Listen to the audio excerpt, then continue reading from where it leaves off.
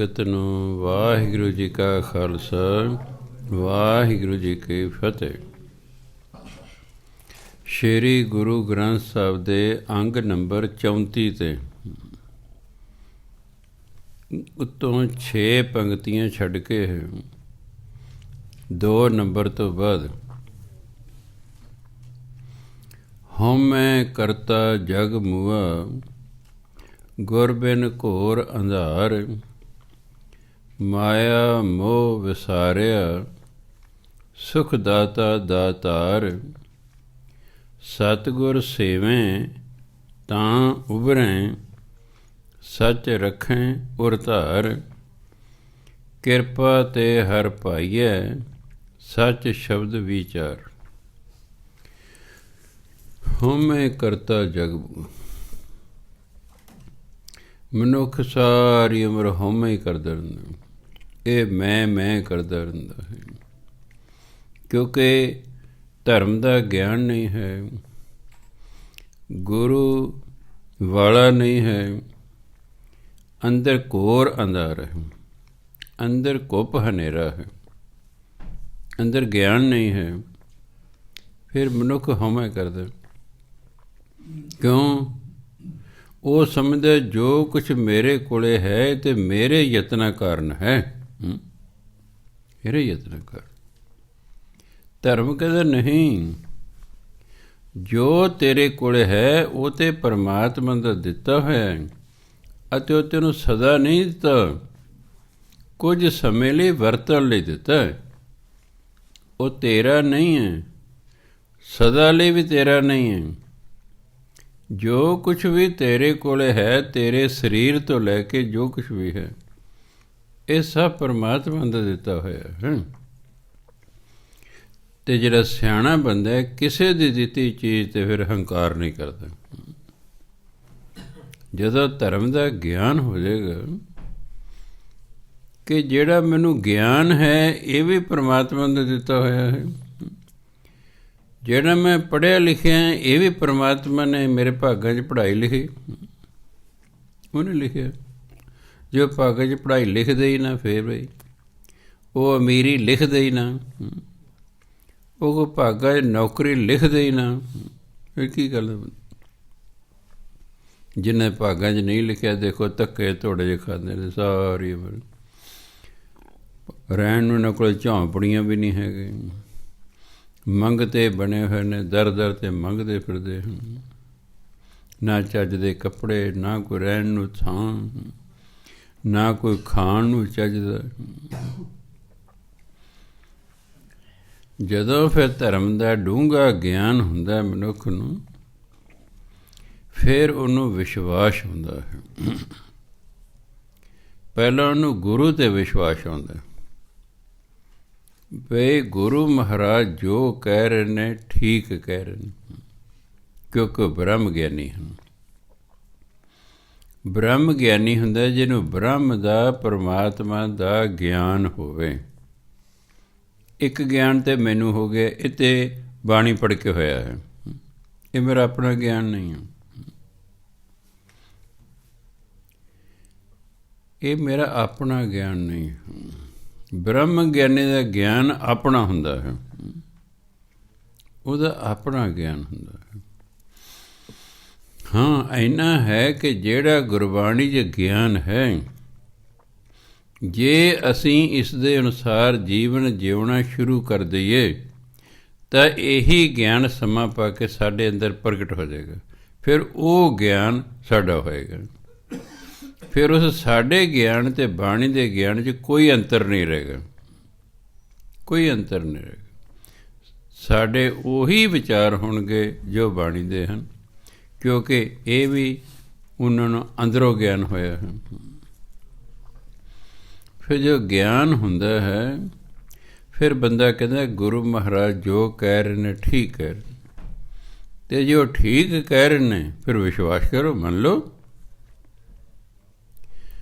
ਸਾਡਾ ਗੁਰੂ ਬਾਣੀ ਹੈ, ਅਤੇ ਬਾਣੀ ਕਹਿੰਦੀ ਹੈ ਇਨਸਾਨ ਜੋ ਕੁਝ ਵੀ ਤੇਰੇ ਕੋਲੇ ਹੈ, ਇਹ ਸਰੀਰ, ਇਹ ਕੱਪੜੇ, ਇਹ ਘਰ ਘਾਟ, ਇਹ ਧੀਆਂ ਪੁੱਤਰ, ਇਹ ਮਾਇਆ, ਇਹ ਸਭ ਪਰਮਾਤਮਾ ਦੀ ਦਿੱਤੀ ਹੋਈ ਹੈ।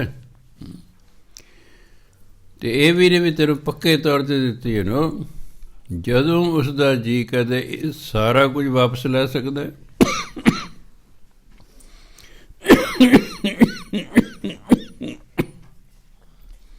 ਜਾਂ ਇਸ ਦੇ ਵਿੱਚੋਂ ਕੁਝ ਹਿੱਸਾ ਵਾਪਸ ਲੈ ਸਕਦਾ, ਇਹ ਉਹਦੀ ਮਰਜ਼ੀ ਹੈ।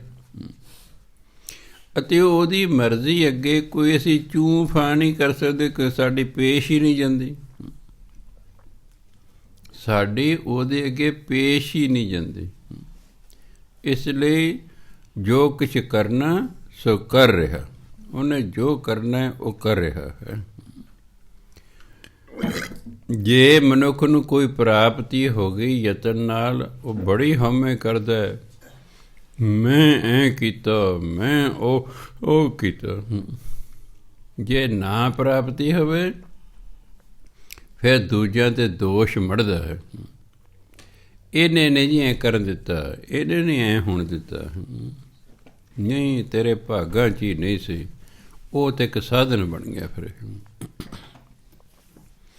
ਇਸ ਲਈ ਗੁਰੂ ਮਹਾਰਾਜ ਕਹਿੰਦੇ ਹਉਮੈ ਕਰਤਾ ਜਗ ਮੂਆ ਗੁਰਬਿਨ ਘੋਰ ਅੰਧਾਰ। ਉਹ ਨਿਗੁਰੇ ਹਨ, ਉਹਨਾਂ ਦੇ ਅੰਦਰ ਅਗਿਆਨਤਾ ਦਾ ਘੁੱਪ ਹਨੇਰਾ ਹੈ, ਇਸ ਲਈ ਹਉਮੈ ਕਰਦੇ ਕਰਦੇ ਹੀ ਮਰ ਜਾਂਦੇ ਹਨ। ਕਿ ਜਿੱਥੇ ਹਉਮੈ ਹੋਏਗੀ, ਹਉਮੈ ਮਾਰਿਆ ਮਨੁੱਖ ਕਦੇ ਨਾਮ ਨਹੀਂ ਜਪਦਾ ਹੁੰਦਾ। ਕਿਉਂ? ਉਹ ਕਹਿੰਦੇ ਮੈਂ ਕਿਸੇ ਤੋਂ ਘੱਟ ਹਾਂ। ਕਿਸੇ ਤੋਂ ਗਿਆਨ ਪ੍ਰਾਪਤ ਕਰਨ ਲਈ ਆਪਣੇ ਆਪ ਨੂੰ ਘੱਟ ਸਮਝਣਾ ਪੈਂਦਾ, ਨਹੀਂ ਤੇ ਅਸੀਂ ਕੁਛ ਤੋਂ ਗਿਆਨ ਨਹੀਂ ਪ੍ਰਾਪਤ ਕਰ ਸਕਦੇ। ਚਾਹੇ ਸਾਨੂੰ ਕਿੰਨਾ ਵੀ ਗਿਆਨ ਹੈ, ਫਿਰ ਵੀ ਐਂ ਸਮਝਣਾ ਕਿ ਜਿਸ ਤੋਂ ਮੈਂ ਗਿਆਨ ਲੈ ਰਿਹਾ ਇਹ ਮੇਰੇ ਤੋਂ ਵੱਧ ਗਿਆਨਵਾਨ ਹੈ, ਤਾਂ ਹੀ ਅਸੀਂ ਉਹਦੀ ਕੋਈ ਗੱਲ ਮੰਨਾਂਗੇ ਨਾ, ਤਾਂ ਹੀ ਉਹਦੀ ਗੱਲ ਸੁਣਾਂਗੇ। ਇਸ ਲਈ ਗੁਰੂ ਮਹਾਰਾਜ ਕਹਿੰਦੇ ਇਹ ਜੱਗ ਹੈ, ਇਹ ਵਿਅਕਤੀ ਜਿਹੜਾ ਹੈ ਇਹ ਨਿਗੁਰਾ ਹੈ। ਇਸ ਕਰਕੇ ਅੰਦਰ ਅਗਿਆਨਤਾ ਦਾ ਘੁੱਪ ਹਨੇਰਾ, ਘੋਰ ਅੰਦਰ ਘੁੱਪ ਹਨੇਰਾ, ਇਹ ਹਉਮੈ ਕਰਦਾ ਕਰਦਾ ਹੀ ਮਰ ਜਾਂਦਾ ਹੈ। ਮਾਇਆ ਮੋਹ ਵਿਸਾਰਿਆ ਸੁਖ ਦਾਤਾ ਦਾਤਾਰ। ਇਹ ਮਾਇਆ ਦੇ ਮੋਹ ਵਿੱਚ ਹੈ, ਇਸ ਲਈ ਉਹ ਪਰਮਾਤਮਾ ਦਾਤਾਰ, ਉਹ ਪਰਮਾਤਮਾ ਜੋ ਸੁੱਖਾਂ ਦਾ ਦਾਤਾ ਹੈ, ਉਹਨੂੰ ਵਿਸਾਰ ਦਿੰਦਾ, ਭੁਲਾਉਂਦਾ ਹੈ। ਇੱਕ ਤੇ ਅੰਦਰ ਹਉਮੈ ਹੈ, ਦੂਜਾ ਮਾਇਆ ਨਾਲ ਮੋਹ ਹੈ। ਮਾਇਆ ਨਾਲ ਮੋਹ ਹੋਣ ਕਰਕੇ ਇਹ ਪਰਮਾਤਮਾ ਪਹਿਲੀ ਗੱਲ ਵਿਸ਼ਵਾਸ ਹੀ ਨਹੀਂ ਰੱਖਦਾ, ਨਾ ਸਮਝਦਾ ਮੈਨੂੰ ਕੋਈ ਰਾਮ ਰੂਮ ਕਹਿਣ ਦੀ ਲੋੜ ਹੈ। ਉਹ ਪਰਮਾਤਮਾ ਜੋ ਸੁੱਖਾਂ ਦਾ ਦਾਤਾ ਹੈ, ਮਾਇਆ ਦੇ ਮੋਹ 'ਚ ਪਿਆ ਹੋਇਆ ਉਸ ਨੂੰ ਭੁਲਾ ਦਿੰਦਾ, ਉਹਦਾ ਨਾਮ ਨਹੀਂ ਜਪਦਾ। ਸਤਿਗੁਰ ਸੇਵੇਂ ਤਾਂ ਉਭਰੇ ਸੱਚ ਰੱਖੈ ਉਰ ਧਾਰ। ਜਿਹੜੇ ਗੁਰੂ ਦੀ ਸੇਵਾ ਕਰਦੇ ਹਨ, ਭਾਵ ਗੁਰੂ ਦੇ ਆਖੇ ਲੱਗਦੇ ਹਨ, ਸੱਚ ਰੱਖੈ ਉਰ ਧਾਰ।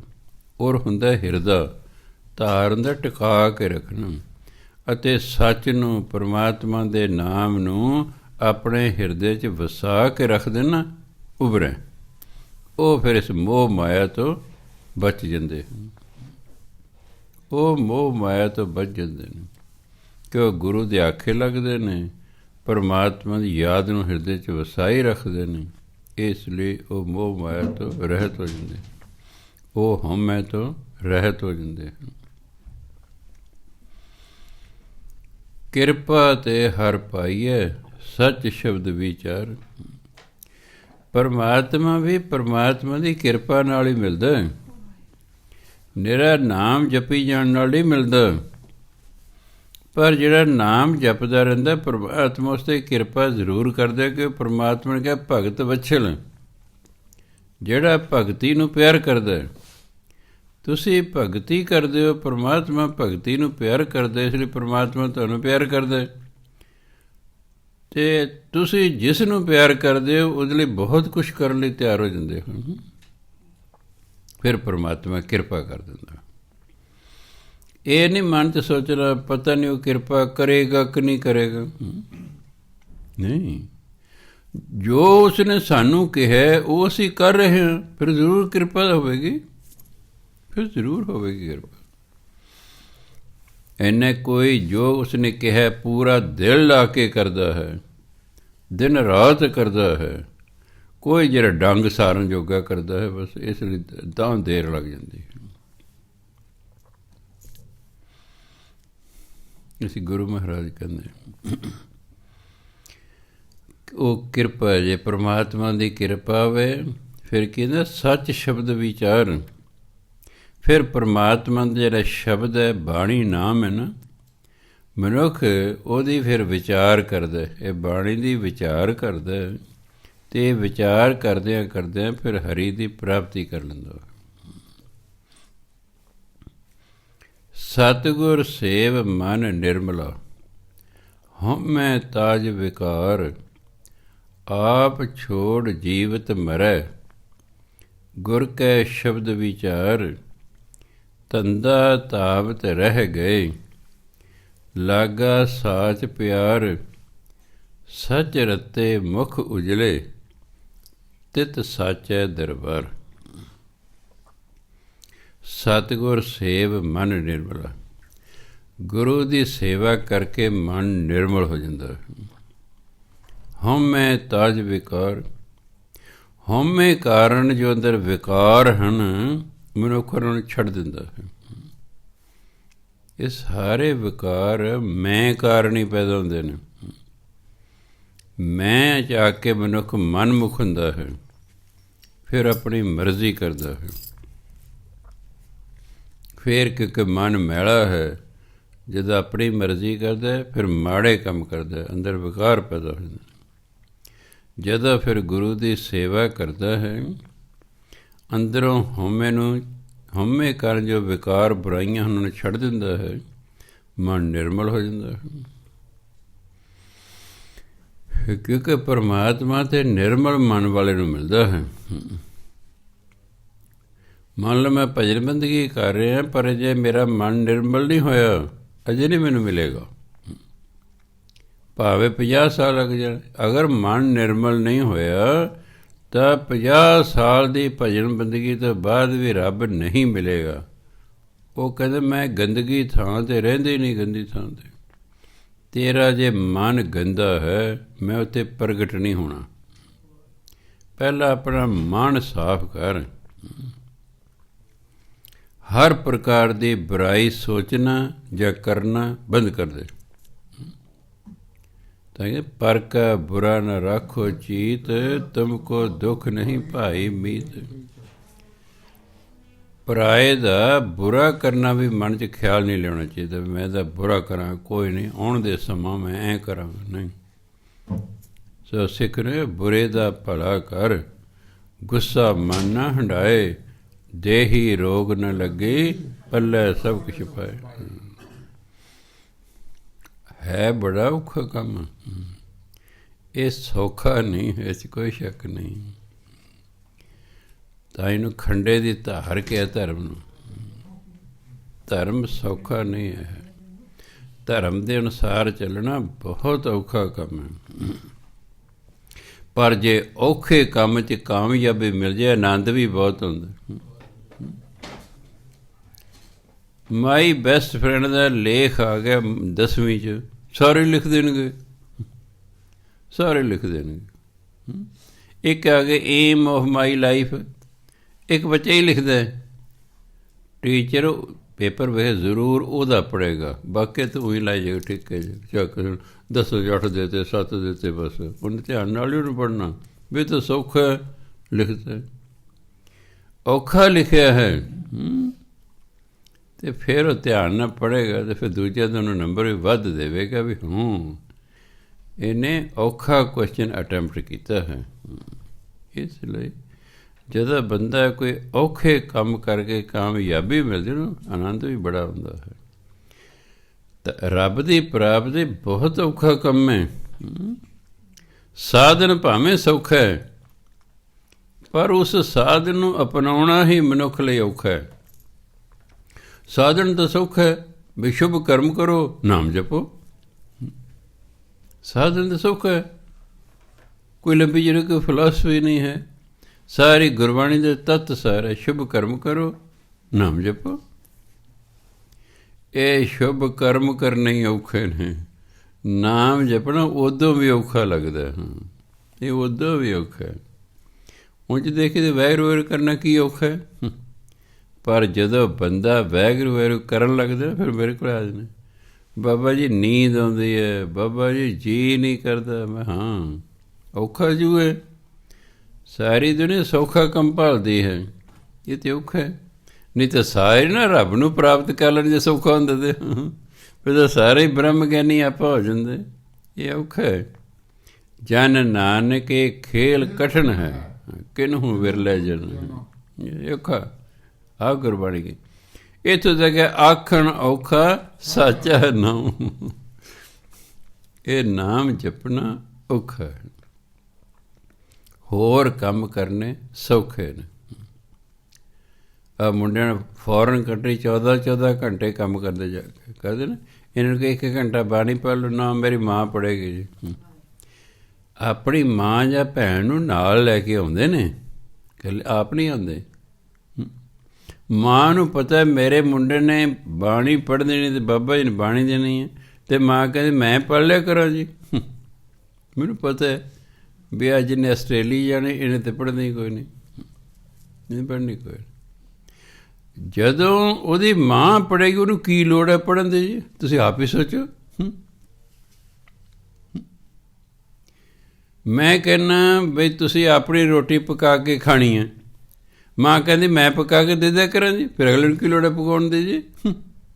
ਉਹ ਕਮਲਾ ਕੋ ਪਕਾਊਗਾ, ਮਾਵਾਂ ਦਾ ਕਸੂਰ ਹੈ। ਹੁਣ ਕਿ ਭਾਈ ਤੂੰ ਆਸਟ੍ਰੇਲੀਆ ਜਾਣਾ ਘਰ ਪਾਠ। ਮਾਂ ਕਿਹੜਾ PhD ਕੀਤੀ ਹੋਈ ਹੈ, ਮਾਂ ਤਾਂ ਸਗੋਂ ਥੋੜ੍ਹੀ ਪੜ੍ਹੀ ਹੁੰਦੀ, ਮੁੰਡਾ ਤਾਂ ਜ਼ਿਆਦਾ ਪੜ੍ਹੇ ਹੁੰਦੇ ਜਿਹਨੇ ਬਾਹਰ ਜਾਣਾ। ਇਹ ਮਾਂ ਦਾ ਕਸੂਰ ਹੈ ਵੀ ਤੂੰ ਬਾਹਰ ਜਾਣਾ ਘਰ ਪਾਠ ਆਪਣੀ ਲੋੜ ਨੂੰ ਕਰੇਗਾ, ਨਹੀਂ ਤਾਂ ਇੱਥੇ ਨਹੀਂ ਆਵੇਗਾ। ਤੁਸੀਂ ਗੁਰਦੁਆਰੇ ਆਪਣੇ ਪਰਿਵਾਰ ਲਈ ਕਿਉਂ ਲੈ ਕੇ ਉਹਨੂੰ ਦੇਗਾ, ਫਿਰ ਉਹ ਕਿਉਂ ਜਾਣਗੇ ਗੁਰਦੁਆਰੇ ਜੀ। ਪਰ ਅਗਰ ਦੇਗ ਤਾਂ ਘਰ ਹੀ ਮਿਲ ਗਈ ਹੈ, ਆਪਾਂ ਨੇ ਜਾ ਕੇ ਕੀ ਕਰਨਾ। ਦੇਗ ਲਿਆਓ ਉੱਥੋਂ, ਬੱਚਿਆਂ ਦੇ ਸਾਹਮਣੇ ਘਰ ਵਾਲੇ ਦੇ ਸਾਹਮਣੇ ਬੈਠ ਕੇ ਖਾਓ, ਉਹਨਾਂ ਨੂੰ ਨਹੀਂ ਦੇਣੀ। ਜੇ ਉਹ ਮੰਗਣ ਕਹਿ ਜਾਓ ਗੁਰਦੁਆਰੇ ਭਾਈ, ਮੈਂ ਗੁਰਦੁਆਰੇ ਲੈ ਕੇ ਆਇਆ, ਮੈਨੂੰ ਘਰ ਤਾਂ ਨਹੀਂ ਕੋਈ ਦੇ ਕੇ ਗਿਆ, ਜਾਓ ਗੁਰਦੁਆਰੇ, ਨਹੀਂ ਤਾਂ ਮੇਰੇ ਵੱਲ ਦੇਖੀ ਜਾਓ, ਦੇਖੀ ਜਾਓ। ਅਸੀਂ ਆਪ ਹੀ ਨਹੀਂ ਕਿਸੇ ਪਾਸੇ ਇਹਨਾਂ ਨੂੰ ਲਾਉਂਦੇ, ਫਿਰ ਵੱਡੇ ਜਦੋਂ ਹੋਦੇ ਫਿਰ ਰੋਂਦੇ ਰਹਿੰਦੇ ਹੋ, ਸਾਡਾ ਅੱਖ ਹੀ ਨਹੀਂ ਮੰਨਦੇ। ਅਸੀਂ ਕਸੂਰਵਾਰ ਹਾਂ। ਮੈਂ ਕਈ ਵਾਰੀ ਕਿਹਾ ਬੱਚੇ ਪੈਦਾ ਕਰਨਾ ਹੋਰ ਗੱਲ ਹੈ, ਉਹਨਾਂ ਨੂੰ ਪਾਲਣਾ ਬਿਲਕੁਲ ਵੱਖਰੀ ਗੱਲ ਹੈ। ਬੱਚਿਆਂ ਨੂੰ ਪਾਲਣਾ ਕੋਈ ਖਾਲਾ ਜੀ ਦਾ ਵਾੜਾ ਨਹੀਂ ਹੈ। ਮਾਂ ਪਿਓ ਨੂੰ ਬੜਾ ਗਿਆਨ ਹੋਣਾ ਚਾਹੀਦਾ ਵੀ ਬੱਚਿਆਂ ਦੀ ਪਾਲਣਾ ਪੋਸ਼ਣਾ ਕਿਵੇਂ ਕਰਨੀ ਹੈ।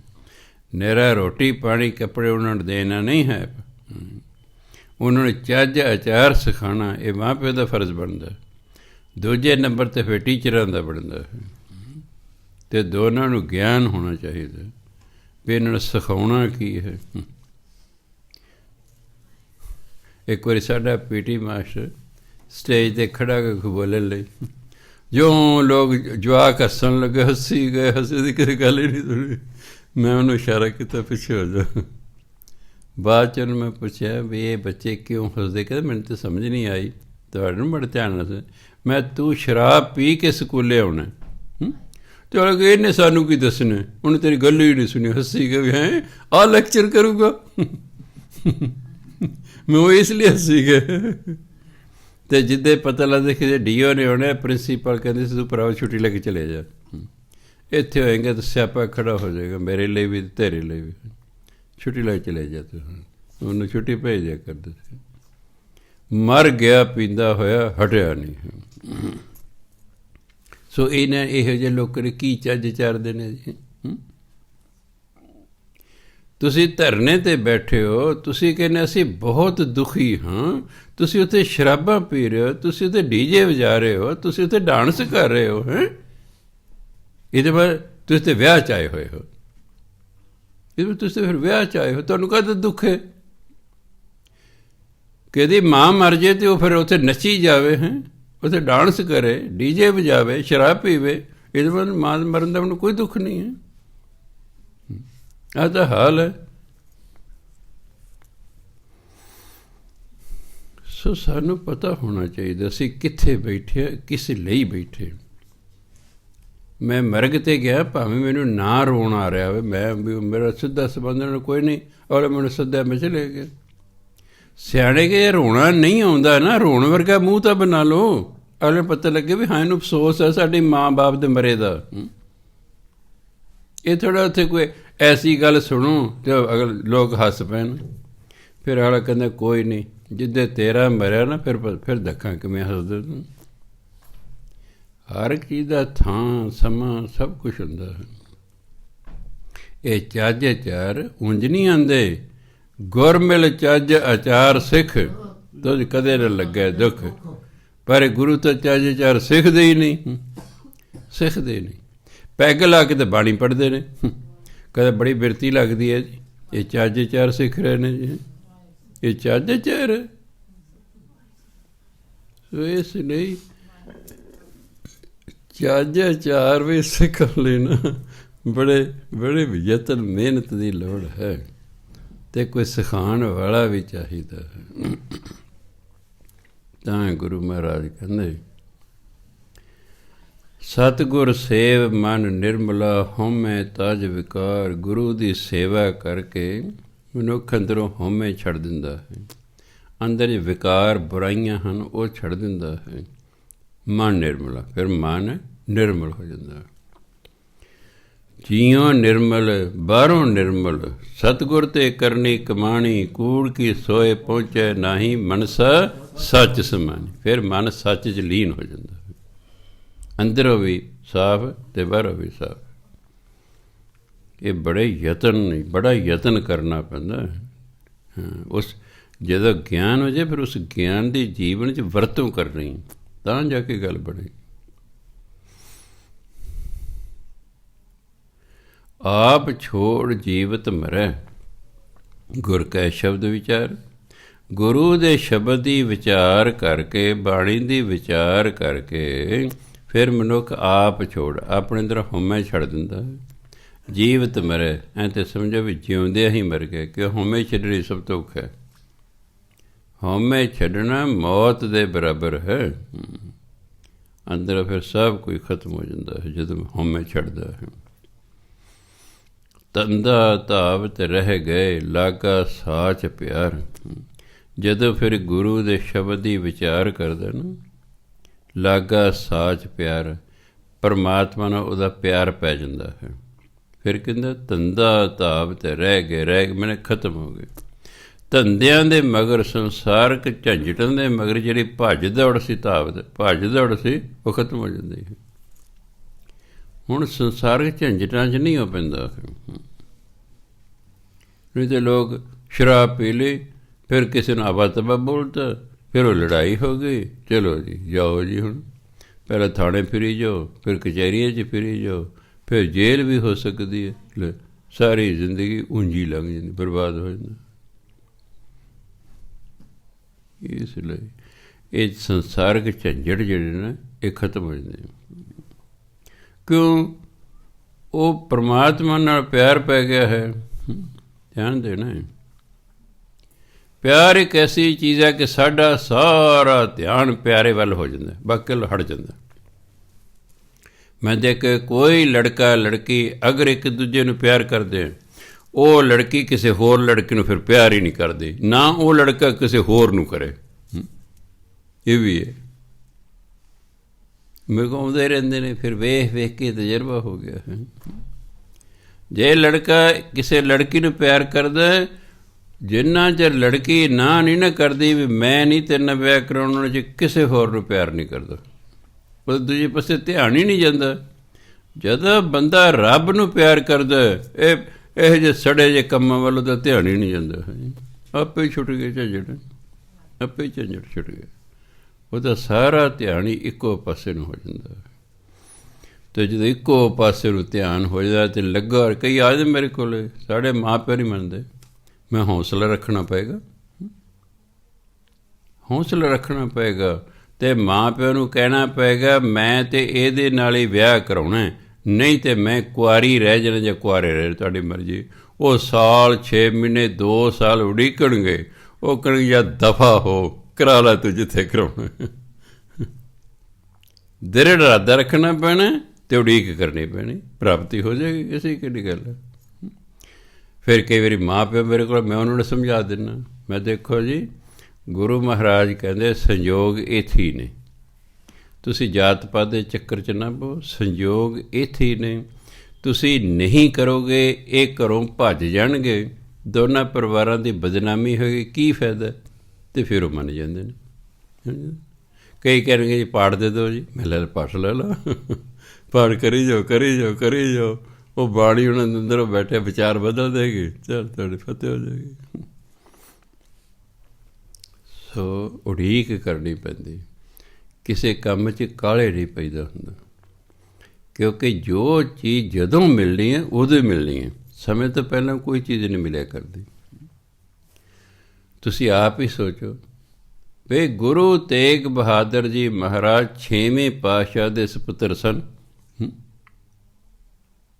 6ਵੇਂ ਪਾਤਸ਼ਾਹ ਨੇ ਜੋ ਸਰੀਰ ਤਿਆਗਿਆ, ਆਪਣੇ ਪੁੱਤਰ ਗੁਰੂ ਤੇਗ ਬਹਾਦਰ ਨੂੰ ਗੁਰਗੱਦੀ ਨਹੀਂ ਦਿੱਤੀ, ਆਪਣੇ ਪੋਤਰੇ ਨੂੰ ਦਿੱਤੀ। ਜਦੋਂ ਪੋਤਰੇ ਨੇ ਸਰੀਰ ਤਿਆਗਿਆ ਹੈ, ਉਹਨੇ 6ਵੇਂ ਪਾਤਸ਼ਾਹ ਨੂੰ, ਗੁਰੂ ਤੇਗ ਬਹਾਦਰ ਨੂੰ ਗੁਰਗੱਦੀ ਨਹੀਂ ਦਿੱਤੀ, ਉਹਨੇ ਅੱਗੇ ਆਪਣੇ ਪੁੱਤਰ ਨੂੰ ਦਿੱਤੀ। ਫਿਰ ਜਦੋਂ ਉਹ ਗੁਰੂ ਬਣਿਆ, ਫਿਰ ਉਹਨੇ ਆਪਣੇ ਦਾਦੇ ਨੂੰ ਗੁਰਗੱਦੀ ਦਿੱਤੀ, ਕਿ ਸਮਾਂ ਹੁਣ ਆਇਆ ਸੀ। ਇਹ ਨਹੀਂ ਕਿ ਗੁਰੂ ਤੇਗ ਬਹਾਦਰ ਮਹਾਰਾਜ ਉਹਦੇ ਪੂਰਨ ਨਹੀਂ ਸਨ, ਵੀ ਅਜੇ ਉਹਨਾਂ ਦੀ ਭਗਤੀ ਘੱਟ ਸੀ, ਨਹੀਂ, ਅਜੇ ਸਮੇਂ ਹੀ ਨਹੀਂ ਸੀ ਆਇਆ। ਹਰ ਇੱਕ ਚੀਜ਼ ਸਮੇਂ 'ਤੇ ਆ ਕੇ ਮਿਲਿਆ ਕਰਦੀ। ਕਈ ਕਹਿਣਗੇ ਜੀ ਉਹ ਜੀ ਸਾਡੀ ਕੁੜੀ ਇੰਨੇ ਸਾਲ ਦੀ ਹੋ ਗਈ ਜੀ, ਉਹ ਮੈਂ ਕੋਈ ਨਹੀਂ ਪਾਏ, ਇਹ ਟਾਈਮ ਲਿਖਿਆ ਹੁੰਦਾ, ਜਦੋਂ ਸੰਯੋਗ ਹੋਣ ਉਹਦੇ ਹੋਣੇ। ਨਹੀਂ ਜੀ ਕੁਛ ਕਰੋ ਜੀ, ਜੋ ਬਹੁਤ ਕੇ ਫਿਰ ਮੈਂ ਆਪਣਾ ਸੁਣਾਨਾ। ਮੈਂ ਹੁਣ ਤਾਂ ਗੱਲ ਛੱਡੋ, 1978 'ਚ ਮੈਂ 35.5 ਸਾਲ ਦਾ ਸੀ, ਅਤੇ ਮੇਰੀ ਘਰਵਾਲੀ 35 ਸਾਲ ਦੀ ਜੋ ਸ਼ਾਦੀ ਹੋਈ ਹੈ। ਮੈਂ ਤੁਸੀਂ ਆਪ ਸੋਚੋ, ਲੜਕੀ ਹੋਵੇ MA BEd, ਸਰਕਾਰੀ ਨੌਕਰੀ ਕਰਦੀ ਹੋਵੇ, ਗੋਰੀ ਹੋਵੇ, ਅਤੇ ਫਿਰ ਉਹਦਾ 35 ਸਾਲ ਤੱਕ ਵਿਆਹ ਨਾ ਹੋਵੇ, ਮਾਂ ਪਿਓ ਨੂੰ ਹੋਏਗੀ ਨਾ ਚਿੰਤਾ, ਹੋਏਗੀ ਨਾ। ਪਰ ਉਹਦੀ ਇੱਕੋ ਸ਼ਰਤ ਸੀ, ਮੈਂ ਵੈਸ਼ਨੂ ਨਾਲ ਕਰਾਉਣਾ, ਚਾਹੇ ਮੈਂ ਕੁਆਰੀ ਰਹਿ ਜਾ, ਮੈਂ ਕਿਸੇ ਸ਼ਰਾਬੀ ਨਾਲ ਵਿਆਹ ਨਹੀਂ ਕਰਾਉਣਾ। ਅਤੇ ਜੱਟਾਂ 'ਚ ਟੱਕਰਦੇ ਹੀ ਨਹੀਂ ਸੀ ਵੈਸ਼ਨੂ, ਉਦੋਂ ਨਹੀਂ ਸੀ ਟੱਕਰਦਾ, ਅਤੇ ਹੁਣ ਕਿਹੜਾ ਰਹਿ ਗਿਆ ਹੁਣ, ਸਤਿ ਸ੍ਰੀ ਅਕਾਲ। ਹੁਣ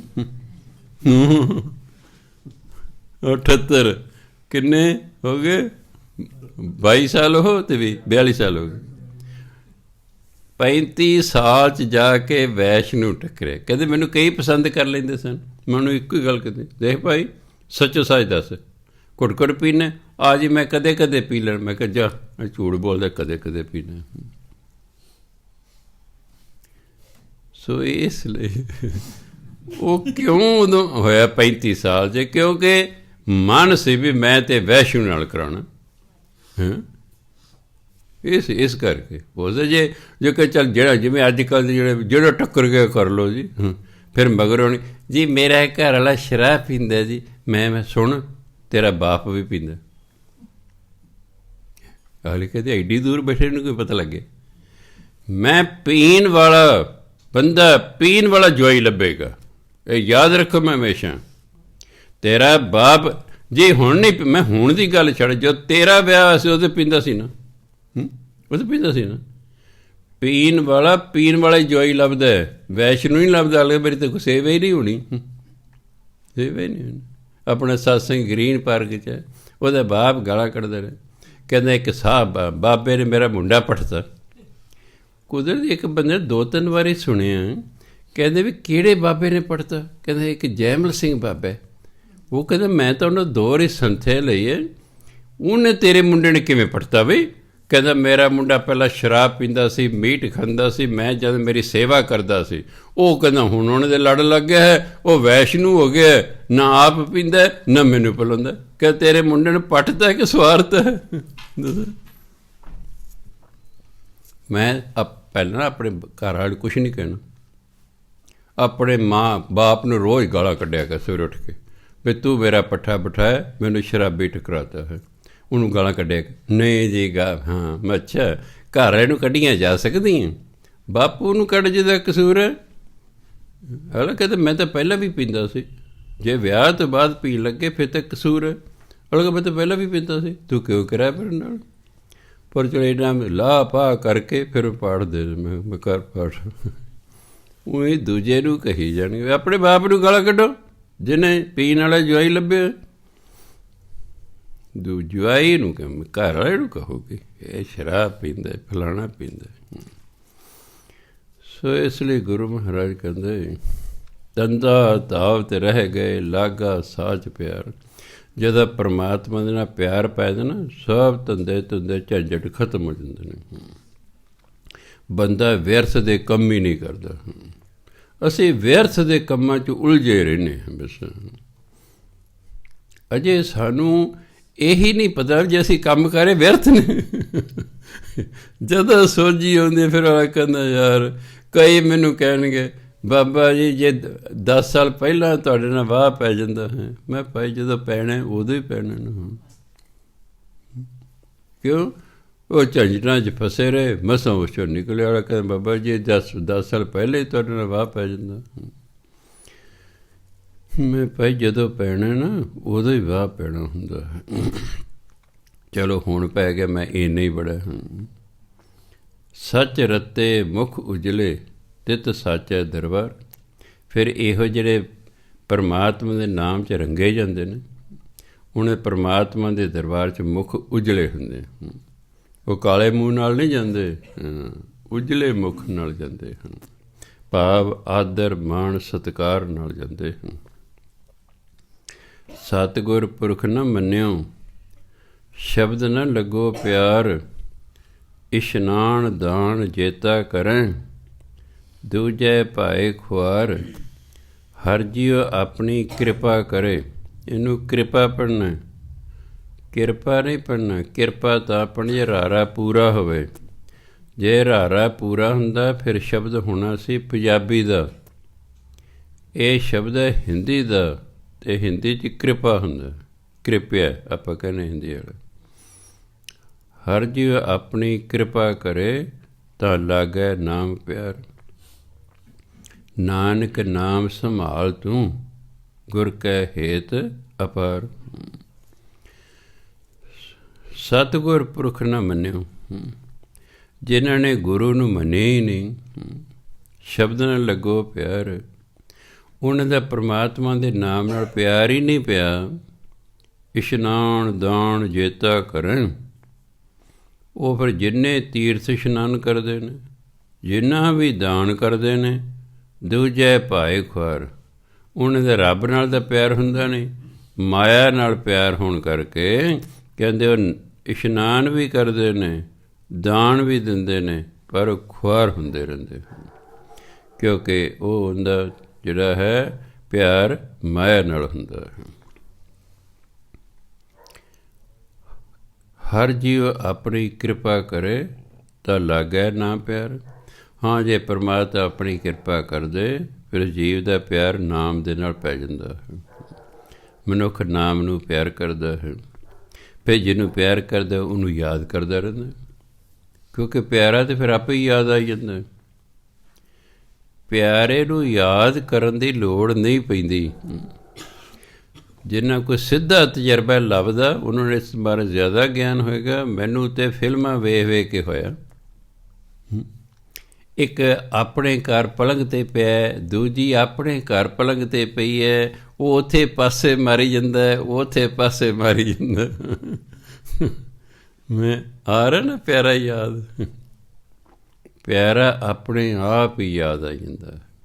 ਜਦੋਂ ਨਾਮ ਨਾਲ ਪਿਆਰ ਪੈਂਦਾ ਨਾ, ਵਾਹਿਗੁਰੂ ਵਾਹਿਗੁਰੂ ਵਾਹਿਗੁਰੂ, ਆਪਣੇ ਆਪ ਹੀ ਯਾਦ ਆ ਜਾਂਦਾ, ਬੰਦਾ ਭੁੱਲਦਾ ਹੀ ਨਹੀਂ। ਜਿਵੇਂ ਆਪਾਂ ਪਿਆਰੇ ਨੂੰ ਨਹੀਂ ਭੁੱਲਦੇ, ਇਸ ਤਰ੍ਹਾਂ ਜਦ ਰੱਬ ਨਾਲ ਪਿਆਰ ਪੈਂਦਾ ਫਿਰ ਉਸ ਨੂੰ ਵੀ ਨਹੀਂ ਭੁੱਲਦੇ। ਅਤੇ ਜਿਵੇਂ ਇੱਕ ਪਿਆਰਾ ਦੂਜੇ ਪਿਆਰੇ ਤੋਂ ਬਿਨਾਂ ਨਹੀਂ ਰਹਿ ਸਕਦਾ, ਇਸ ਤਰ੍ਹਾਂ ਫਿਰ ਨਾਮ ਜਪਣ ਜਿਹਦਾ ਨਾਮ ਨਾਲ ਪਿਆਰ ਦਾ, ਉਹ ਵੀ ਫਿਰ ਨਾਮ ਤੋਂ ਰੱਬ ਤੋਂ ਬਿਨਾਂ ਨਹੀਂ ਰਹਿ ਸਕਦਾ। ਇਹ ਸੰਸਾਰ ਕੋ ਉਦਾਹਰਨ ਸਤਸੰਗ ਤਾਂ ਦੇਣੀ ਪਈ ਹੈ। ਸਤ ਸੰਗਤ ਦੇ ਵਿੱਚ ਕਈ ਵਾਰੀ ਐਸੀਆਂ ਗੱਲਾਂ ਨੇ ਜਿਨ੍ਹਾਂ ਦੀ ਉਦਾਹਰਨ ਦੇਣੀ ਪੈਂਦੀ ਹੈ, ਹੋਰ ਕੋਈ ਦੂਜਾ ਭਾਵਨਾ ਨਹੀਂ ਹੁੰਦੀ। ਮੈਂ ਜੋ ਗਿਆਨੀ ਕਰਦਾ ਸੀ, ਕਿੱਸੇ ਹੁੰਦੇ ਸਨ ਉਦੋਂ, ਹੀਰ ਰਾਂਝਾ, ਸੱਸੀ ਪੁੰਨੂ, ਸੋਹਣੀ ਮਹੀਵਾਲ, ਇਹੋ ਜਿਹੇ ਕਿੱਸੇ ਹੁੰਦੇ ਸੀ। ਉਹ 'ਚ ਲਿਖਿਆ, ਰਾਂਝਾ ਰਾਂਝਾ ਕਰਦੀ ਨੀ ਮੈਂ ਆਪੇ ਰਾਂਝਾ ਹੋਈ, ਸੱਦੋ ਨੀ ਮੈਨੂੰ ਧੀਦੋ ਰਾਂਝਾ, ਹੀਰ ਨ ਆਖੇ ਕੋਈ। ਵੀ ਮੈਂ ਰਾਂਝਾ ਰਾਂਝਾ ਕਰਦੀ ਰਾਂਝੇ ਦਾ ਰੂਪ ਹੋ ਗਈ ਹਾਂ। ਸਮਾਂ ਆਇਆ ਬਾਣੀ ਪੜ੍ਹੇ ਵੀ ਉਹ ਵਾਹਿਗੁਰੂ ਵਾਹਿਗੁਰੂ ਵਾਹਿਗੁਰੂ ਵਾਹਿਗੁਰੂ ਕਰਦਾ ਕਰਦਾ ਕਰਦਾ ਇੱਕ ਦਿਨ ਬੰਦਾ ਵਾਹਿਗੁਰੂ ਦਾ ਰੂਪ ਹੋ ਜਾਂਦਾ। ਵਾਕਈ ਹੋ ਗਈ ਹੋਣੀ ਉਹਦੇ ਰੂਪ ਹੋ ਜਾਂਦਾ। ਤਾਂ ਹੀ ਕਹਿੰਦੇ ਰਾਂਝਾ ਰਾਂਝਾ ਕਰਦੀ ਨੀ ਮੈਂ ਆਪੇ ਰਾਂਝਾ ਹੋਈ, ਸੱਦੋ ਨੀ ਮੈਨੂੰ ਧੀਦੋ ਰਾਂਝਾ। ਉੱਥੇ ਰਹਿਣ ਵਾਸਤੇ ਹੀਰ ਨਾ ਆਖੇ, ਹੁਣ ਮੈਨੂੰ ਹੀਰ ਨਾ ਕਹੋ, ਮੈਂ ਰਾਂਝਾ ਹੀ ਹੋ ਗਈ ਹਾਂ, ਉਹਦੇ ਰੂਪ ਹੋ ਗਈ ਹਾਂ। ਐਂ ਹੀ ਬੰਦਾ ਫਿਰ ਵਾਹਿਗੁਰੂ ਵਾਹਿਗੁਰੂ ਵਾਹਿਗੁਰੂ ਵਾਹਿਗੁਰੂ ਕਰਦਾ ਕਰਦਾ ਕਰਦਾ ਵਾਹਿਗੁਰੂ ਦੇ ਰੂਪ ਹੋ ਜਾਂਦਾ। ਅਤੇ ਜਦੋਂ ਦੋ ਚੀਜ਼ਾਂ ਸਮਰੂਪ ਹੋ ਜਾਣ, ਹਿਸਾਬ ਜਾਣਦੇ ਸਮਰੂਪ, ਉਹ ਆਪਸ 'ਚ ਮਿਲ ਸਕਦੀਆਂ ਨੇ। ਸਮਰੂਪ ਚੀਜ਼ਾਂ ਆਪਸ ਵਿੱਚ ਮਿਲ ਸਕਦੀਆਂ।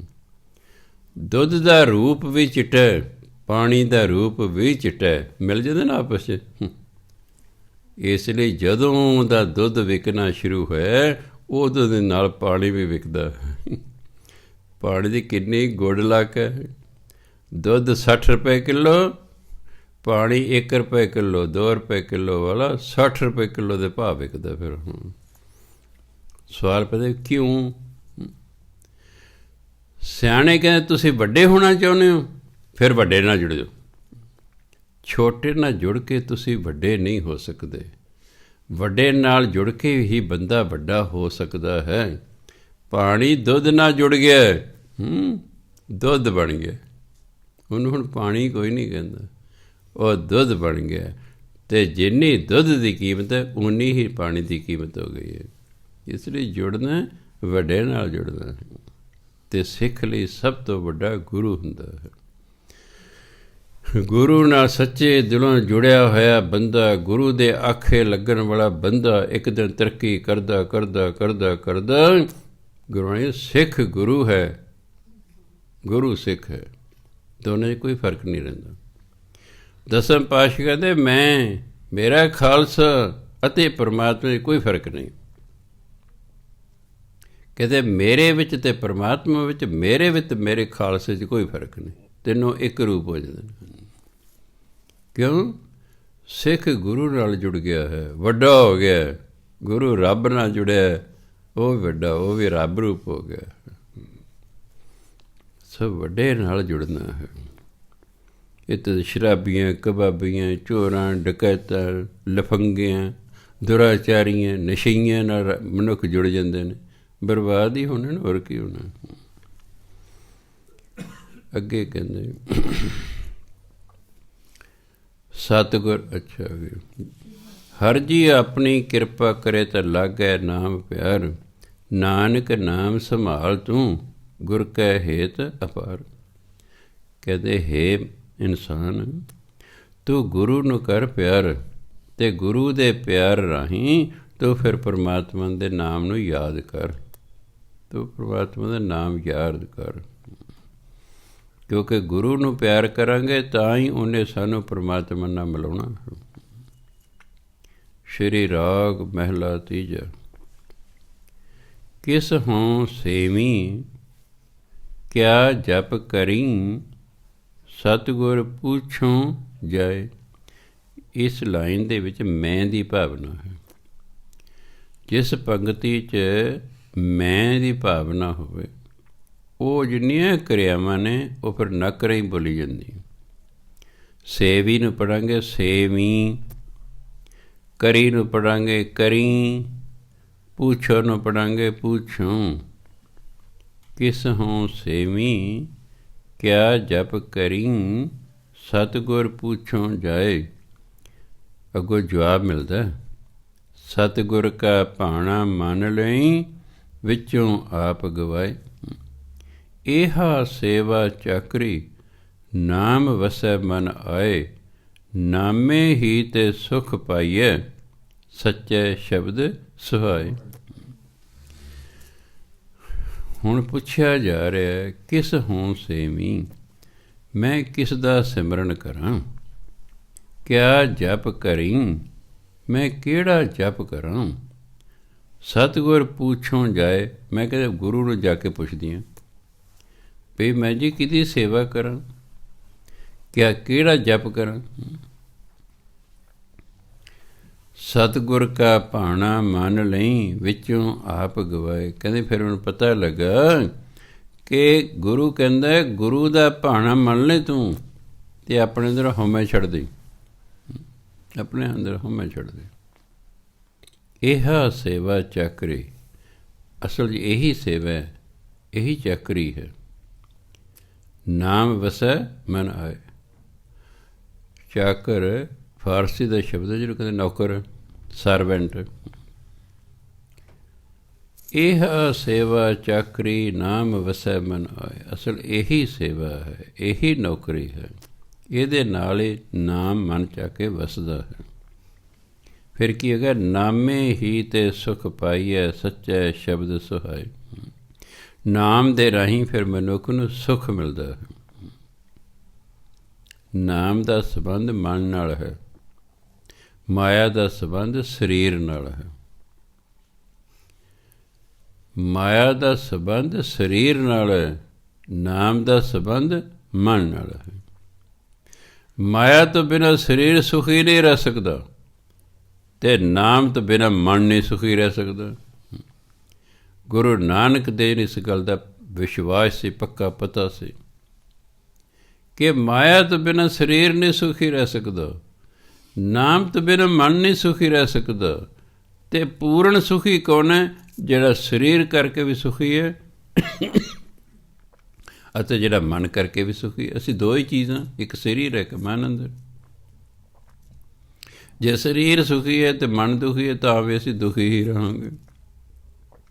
ਜੇ ਮਨ ਸੁਖੀ ਹੈ ਅਤੇ ਸਰੀਰ ਦੁਖੀ ਤਾਂ ਵੀ ਦੁਖੀ ਰਹਾਂਗੇ। ਮਾਇਆ ਨਾਲ ਸਰੀਰਕ ਲੋੜਾਂ ਪੂਰੀਆਂ ਹੁੰਦੀਆਂ, ਨਾਮ ਨਾਲ ਮਨ ਦੀਆਂ ਲੋੜਾਂ ਪੂਰੀਆਂ ਹੁੰਦੀਆਂ।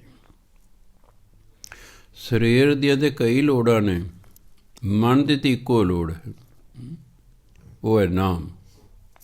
ਉਹ ਨਾਮ ਜਪਣਾ। ਸਰੀਰ ਦੀਆਂ ਲੋੜਾਂ ਰੋਟੀ ਪਾਣੀ, ਕੱਪੜੇ, ਘਰ, ਆਵਾਜ ਸਾਧਨ, ਕਈ ਕੁਛ ਲੋੜਾਂ ਉਹ ਮਾਇਆ ਨਾਲ ਪੂਰੀਆਂ ਹੁੰਦੀਆਂ। ਇਸ ਲਈ ਗੁਰੂ ਮਾਨ ਨੇ ਕਿਹਾ ਸਿੱਖ ਕਿਰਤ ਕਰੇ, ਮਾਇਆ ਵੀ ਕਮਾਵੇ, ਨਾਮ ਜਪੇ। ਜੇ ਦੋਨੋਂ ਗੱਲਾਂ ਕਰੇਗਾ ਇਹ ਅੰਦਰੋਂ ਤੇ ਬਾਹਰੋਂ ਸੁਖੀ ਹੋ ਜਾਏਗਾ। ਅਸੀਂ ਕਿਰਤੀ ਛੱਡ ਬੈਠੇ ਹਾਂ, ਜੇ ਕਰਦੇ ਹਾਂ ਤਾਂ ਗਲਤ ਮਲਤ ਕਰਦੇ ਹਾਂ, ਇਸ ਲਈ ਗੱਲ ਕੋਈ ਬਣਦੀ ਕੋਈ ਨਹੀਂ ਹੈਗੀ। ਅਸੀਂ ਕਿਰਤ ਨੂੰ ਕੰਮ ਸਮਝ ਲਿਆ, ਆਹ ਚੋਰੀ ਹੈ ਜੀ, ਇਹ ਵੀ ਤਾਂ ਇੱਕ ਕੰਮ ਹੈ। ਔਰ ਸਾਡੇ ਤੋਂ ਵਿਚਾਰਾ ਜ਼ਿਆਦਾ ਔਖਾ ਹੁੰਦਾ ਸੀ, ਰਾਤ ਨੂੰ ਸੁੱਤੇ ਰਾਤ ਨੂੰ ਜਾਗ ਰਿਹਾ ਹੁੰਦਾ, ਰਾਤ ਨੂੰ ਜਾਗ ਰਿਹਾ ਹੁੰਦਾ। ਇਸ ਲਈ ਫਿਰ ਨਾਲ ਲਾਉਣਾ ਪਿਆ 10 ਨੂੰਹਾਂ ਦੀ ਕਿਰਤ ਕਰੋ। ਨਹੀਂ ਤਾਂ ਪਹਿਲਾਂ ਕਿਰਤ ਕਰੋ ਹੀ ਸੀ। ਵੀ ਕੋਈ ਲੋਕ ਕਿਰਤ ਕੰਮ ਨੂੰ ਵੀ ਕਹਿੰਦੇ ਨੇ, ਕਿਰਤ ਹੈ ਹਿੰਦੀ ਦਾ ਸ਼ਬਦ, ਕੰਮ ਨਹੀਂ। 10 ਨੂੰਹ ਦੀ ਪਾਸ ਸੱਚੀ ਸੁੱਚੀ ਕਿਰਤ ਕਰੋ। ਕੋਈ ਹਰਾਮ ਦੀ ਕਮਾਈ ਦਾ ਇੱਕ ਨਵਾਂ ਪੈਸਾ ਵੀ ਨਹੀਂ ਕਰਨਾ। ਇਹ ਬੜਾ ਔਖਾ ਕੰਮ ਹੈ। ਇਹ ਪਹਿਲੀ ਗੱਲ ਹੀ ਨਹੀਂ ਸਿੱਖ ਪੂਰੀ ਕਰਦਾ, ਦੂਜੀ ਕਿੱਥੋਂ ਪੂਰੀ ਕਰੇਗਾ? ਪਹਿਲੀ ਪੂਰੀ ਕਰੇਗਾ, ਫਿਰ ਦੂਜੀ ਲਈ ਮਨ ਕਰੇਗਾ। ਜਿਹਨੂੰ ਹਰਾਮ ਦੀ ਕਮਾਈ ਉਹਦੇ ਤਾਂ ਮਨ ਹੀ ਨਾਮ ਜਪਣ ਨੂੰ ਕਰਦਾ। ਸਵਾਲ ਹੀ ਪੈਦਾ ਨਾਮ ਜਪ ਜੋ ਮਨ ਦੀ ਹਰਾਮ ਦੀ ਕਮਾਈ, ਉਹਨੂੰ ਹਰਾਮ ਦੀ ਕਮਾਈ ਬੁੱਧੀ ਭ੍ਰਿਸ਼ਟ ਕਰ ਦਿੰਦੀ ਹੈ। ਉਹ ਇਸ ਪਾਸੇ ਨੂੰ ਲੱਗਣ ਹੀ ਨਹੀਂ ਦਿੰਦੇ, ਭਜਨ ਬੰਦਗੀ ਵਾਲੇ ਪਾਸੇ ਉਹ ਨਹੀਂ ਲੱਗਣ ਦਿੰਦੇ। ਸੋ ਕਹਿੰਦੇ ਫਿਰ ਪਤਾ ਲੱਗਾ ਵੀ ਗੁਰੂ ਦਾ ਭਾਣਾ ਮੰਨ ਲਈ, ਵਿੱਚੋਂ ਹਉਮੈ ਛੱਡ ਦੇਂ। ਇਹ ਸੇਵਾ ਚਾਕਰੀ, ਅਸਲ 'ਚ ਇਹੀ ਸੇਵਾ ਹੈ, ਇਹੀ ਚਾਕਰੀ ਹੈ। ਇਹ ਜਿਹੜਾ ਫਿਰ ਨਾਮ ਮਨ ਚੱਕ ਕੇ ਵਸ ਜਾਂਦਾ, ਨਾਮ ਤਾਂ ਫਿਰ ਸੁੱਖ ਮਿਲਦਾ। ਸੱਚਾ ਸ਼ਬਦ ਸੁਹਾਏ, ਅਤੇ ਪਰਮਾਤਮਾ ਦੇ ਸ਼ਬਦ ਰਾਹੀਂ, ਬਾਣੀ ਰਾਹੀਂ, ਨਾਮ ਰਾਹੀਂ ਸੁਹਾਏ ਜੀਵਨ ਸੁਖਦਾਇਕ ਹੋ ਜਾਂਦਾ ਹੈ, ਜੀਵਨ ਸੋਹਣਾ ਹੋ ਜਾਂਦਾ ਹੈ, ਜੀਵਨ ਸੁਹਾਵਣਾ ਹੋ ਜਾਂਦਾ ਹੈ। ਮਨ ਮੇਰੇ ਅਣ ਦਿਨ ਜਾਗ ਹਰ ਚੇਤ, ਆਪਣੀ ਖੇਤੀ ਰੱਖ ਲੈ, ਕੂੰਜ ਪੜੇਗੀ ਖੇਤ ਰਹਾ। ਮਨ ਮੇਰੇ, ਹੈ ਮੇਰੇ ਮਨ, ਅਣ ਦਿਨ ਜਾਗ, ਦਿਨ ਰਾਤ ਜਾਗ। ਇੱਥੇ ਜਾਗਣ ਤੋਂ ਮਤਲਬ ਰਾਤ ਨੂੰ ਸੌਣਾ ਹੀ ਨਹੀਂ ਹੈ, ਉਹ ਭਾਵਨਾ ਹੀ ਹੈ। ਜਾਗਣ ਦਾ ਮਤਲਬ ਆਪਣੇ ਉਦੇਸ਼ ਪ੍ਰਤੀ ਹਮੇਸ਼ਾ ਸਾਵਧਾਨ ਰਹਿਣਾ। ਸਾਡਾ ਉਦੇਸ਼ ਹੈ ਪਰਮਾਤਮਾ ਦਾ ਨਾਮ ਜਪ ਕੇ ਉਹਦੀ ਪ੍ਰਾਪਤੀ ਕਰਨਾ। ਇਸ ਪ੍ਰਤੀ ਸਾਵਧਾਨ ਰਹਿਣਾ ਹੀ ਜਾਗਣਾ ਹੈ।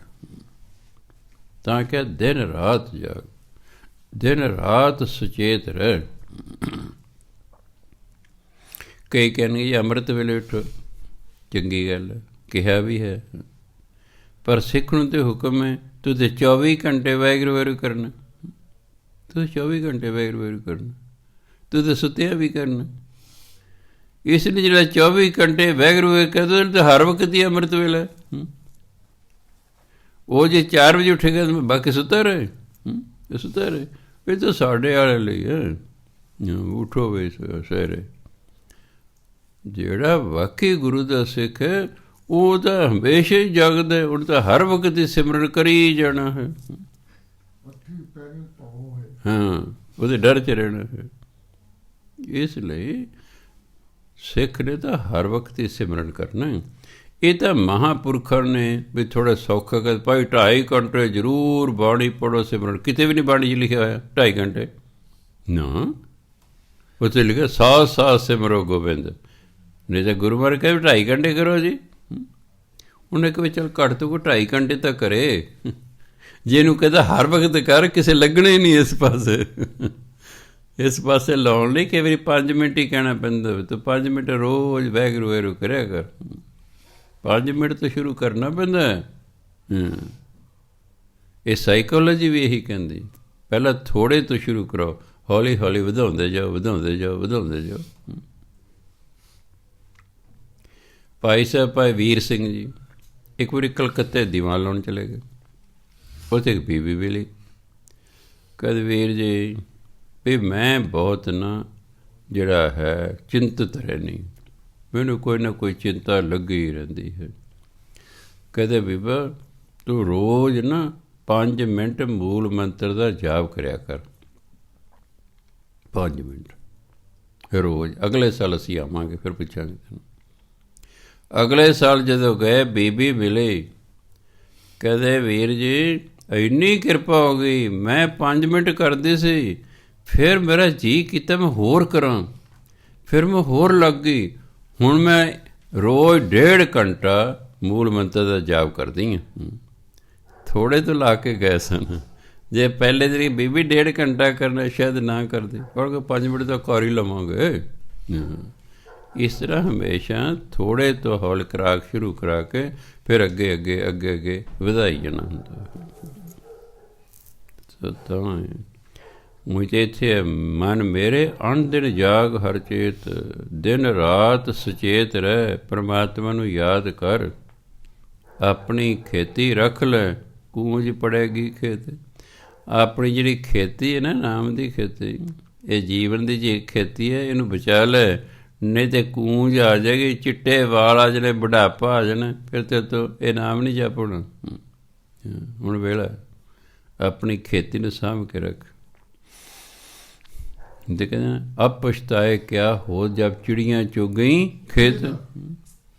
ਚਿੜੀਆਂ ਆ ਗਏ ਨੇ, ਉਹ ਰੌਲਾ ਪਾਉਂਦਾ ਨਹੀਂ ਹੈ, ਢੋਲ ਵਜਾਉਂਦਾ ਨਹੀਂ ਹੈ, ਪੀਪਾ ਵਜਾਉਂਦਾ ਨਹੀਂ ਹੈ, ਚਿੜੀਆਂ ਖਾ ਜਾਂਦੀ, ਫਿਰ ਪੁੱਛਦਾ ਹੁਣ ਕਦੇ ਕੀ ਬਣਦਾ। ਕਿਉਂਕਿ ਹਰ ਇੱਕ ਚੀਜ਼ ਦਾ ਸਮਾਂ ਹੁੰਦਾ,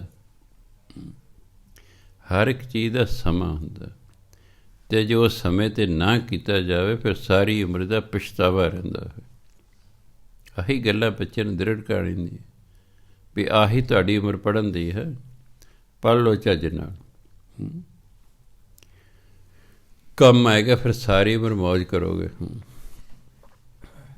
ਹੁਣ ਤਾਂ ਚਲੋ ਪੈਨਸ਼ਨਾਂ ਰਹੀਆਂ, ਸਾਡੇ ਵੇਲੇ ਪੈਨਸ਼ਨਾਂ ਹੁੰਦੀਆਂ ਸਨ, 20-20 ਸਾਲ ਹੋ ਗਏ ਰਿਟਾਇਰ ਹੋਏ। ਸਪੋਜ਼ ਕਰੋ ਜਿਵੇਂ ਹੁਣ ਪੈਨਸ਼ਨਾਂ ਬੰਦ ਕਰ ਦਿੱਤੀਆਂ ਗਈਆਂ ਨੇ, ਅਤੇ ਕੋਈ 20-25 ਸਾਲ ਰਿਟਾਇਰ ਹੋਣ ਤੋਂ ਬਾਅਦ ਵੀ ਜਿਉਂਦਾ ਰਿਹਾ, ਉਹ ਖਾਏਗਾ ਕੀ? ਖਾਏਗਾ ਕੀ? ਹੁਣ ਤਾਂ ਬੁਢਾਪੇ 'ਚ ਚਿੰਤਾ ਲੱਗ ਜਾਏਗੀ। ਜੋ ਕੁਛ ਉਹਨੂੰ ਅਖੀਰ 'ਤੇ ਮਿਲਿਆ ਸੀ, ਉਹ ਬੱਚਿਆਂ ਦੇ ਵਿਆਹ ਵੂਹ 'ਤੇ, ਕਾਰ ਖਰੀਦਣ 'ਤੇ, ਘਰ ਪਾਉਣ 'ਤੇ ਲੱਗ ਗਿਆ, ਕੋਲ ਕੁਛ ਵੀ ਨਹੀਂ ਰਿਹਾ। ਜਦੋਂ ਕੁਛ ਨਹੀਂ ਰਹੇਗਾ ਫਿਰ ਉਹ ਬੱਚਿਆਂ ਦਾ ਗੁਲਾਮ ਹੋ ਜਾਏਗਾ, ਅਤੇ ਜਦੋਂ ਮਨੁੱਖ ਗੁਲਾਮ ਹੋ ਜਾਂਦਾ ਨਾ, ਉਹ ਜ਼ਿੰਦਗੀ ਕੁਛ ਨਹੀਂ ਹੁੰਦੀ, ਨਰਕ ਬਣ ਜਾਂਦੀ। ਜ਼ਿੰਦਗੀ ਉਹਨਾਂ ਚਿਰ ਹੀ ਸਵਰਗ ਹੈ ਜਿੰਨਾ ਚਿਰ ਤੁਸੀਂ ਆਜ਼ਾਦ ਹੋ। ਜਦੋਂ ਤੁਸੀਂ ਬਿਮਾਰੀ ਕਾਰਨ ਜਾਂ ਆਰਥਿਕ ਕਾਰਨ ਕਿਸੇ 'ਤੇ ਨਿਰਭਰ ਹੋ ਗਏ ਹੋ, ਉਹਦੇ ਤੁਹਾਡੀ ਜ਼ਿੰਦਗੀ ਨਰਕ ਸ਼ੁਰੂ ਹੋ ਗਈ ਹੈ। ਕਿਸੇ 'ਤੇ ਨਿਰਭਰ ਹੋਣਾ, ਬੰਦਾ ਬਿਮਾਰ ਹੋ ਗਿਆ, ਆਪਣੀ ਕਿਰਿਆ ਨਹੀਂ ਕਰ ਸਕਦਾ, ਹੋ ਗਿਆ ਨਿਰਭਰ, ਜ਼ਿੰਦਗੀ ਸਮਝੋ ਅੱਜ ਤੱਕ ਨਰਕ ਸ਼ੁਰੂ ਹੋ ਗਈ। ਬਹੁਤ ਬੁੱਢਾ ਹੋ ਗਿਆ, ਆਪਣੀ ਕਿਰਿਆ ਆਪ ਨਹੀਂ ਕਰ ਸਕਦਾ, ਕਿਸੇ 'ਤੇ ਨਿਰਭਰ ਹੋ ਗਿਆ, ਨਰਕ ਸ਼ੁਰੂ ਹੋ ਗਿਆ। ਗਰੀਬੀ ਆ ਗਈ ਹੈ, ਆਪ ਕੁਝ ਖਰੀਦ ਨਹੀਂ ਸਕਦਾ, ਬੱਚਿਆਂ 'ਤੇ ਨਿਰਭਰ ਹੋ ਗਿਆ ਹੈ, ਜ਼ਿੰਦਗੀ ਨਰਕ ਬਣ ਗਈ ਹੈ। ਇਹ ਆਜ਼ਾਦੀ 'ਚ ਹੀ ਸਭ ਕੁਛ ਹੈ। ਇਸ ਲਈ ਦੂਰ ਦੀ ਸੋਚਣੀ ਹੈ, ਦੂਰ ਦੀ ਸੋਚਣੀ। ਅੱਜ ਹੀ ਮੇਰੇ ਇੱਕ ਸੁਨਾਰ ਹੈ ਕਿ ਸਾਡੇ ਪਿੰਡ ਦੇ 2 ਜੱਟਾਂ ਨੇ, ਚਲੋ ਜੀ, ਕੋਠੀਆਂ ਪਾ ਲਈਆਂ, ਕਾਰ ਖਰੀਦ ਲਈ, ਟਰੈਕਟਰ ਖਰੀਦ ਲਏ, ਜਿਉਂ ਲੱਗੇ ਮਾਇਆ ਉਜਾੜਨ, ਐਸ਼ ਕਰੇ। ਕਦੇ ਇੱਕ ਵਾਰੀ ਉਹਨਾਂ ਕੋਈ ਮੋਬਾਈਲ ਖਰੀਦਿਆ, ਅਤੇ ਉਹ ਜਿਹੜਾ ਹੈ ਆਪਣਾ ਚਾਰਜ ਕਰਦੇ ਨੇ, ਚਾਰਜਰ, ਉਹ ਉੱਥੇ ਦੁਕਾਨ 'ਤੇ ਰਹਿ ਗਿਆ।